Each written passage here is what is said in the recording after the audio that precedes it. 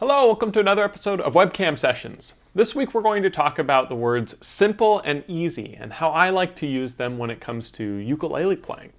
A lot of times I'll get students that are starting on a new song that is very simple looking. You know, they look at the tab or a video or whatever else.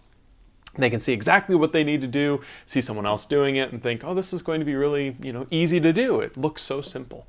And they start practicing it and quickly realize, oh man, that's not so easy. There's a lot of, tricky elements to it that makes it more difficult. And so what we can think of is the difference between these words.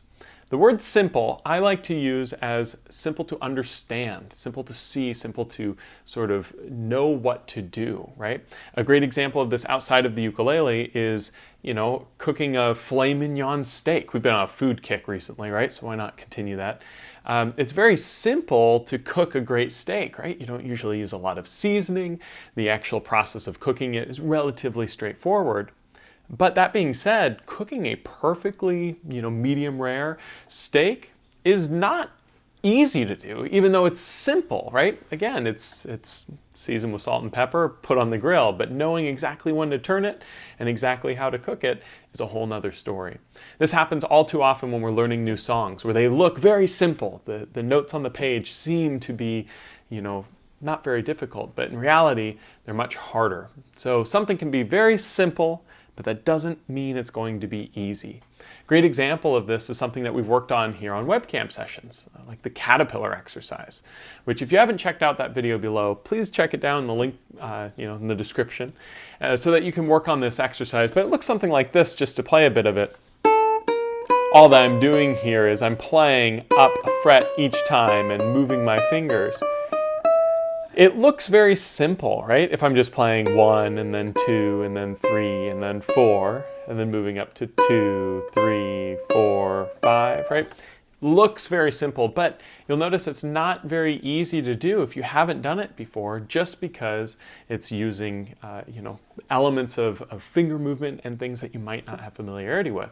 If you're a complete beginner, or if you remember to when you're a complete beginner, one of the hardest things in the world is to play a G chord, right? Index finger here on 3 of the C, ring finger here on 3 of the E, and middle here on 2 of the A. Not the G chord itself, even though that can be tricky sometimes, but rather just taking off your middle finger.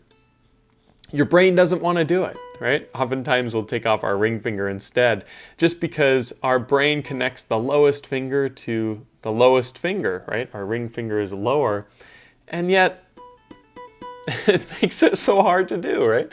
This is a great example of something that's a very simple motion. Just take off that middle finger, but can actually be very difficult to do, meaning it's not easy. So sort of a short episode here, but just whenever you're working on something and you're getting discouraged because it seems like it should be really easy, just think, well, maybe it's simple, but that doesn't mean it's easy. Just like cooking a great steak or making a great plate of sushi or whatever it might be.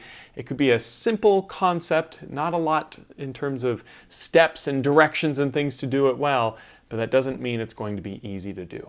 So next week we'll continue with some of these sort of concepts. Last week we wrapped up a practice session routine. If you haven't checked out that, please check out that 3-part series down in the description below. And I'll see you guys next week for another episode of Webcam Sessions.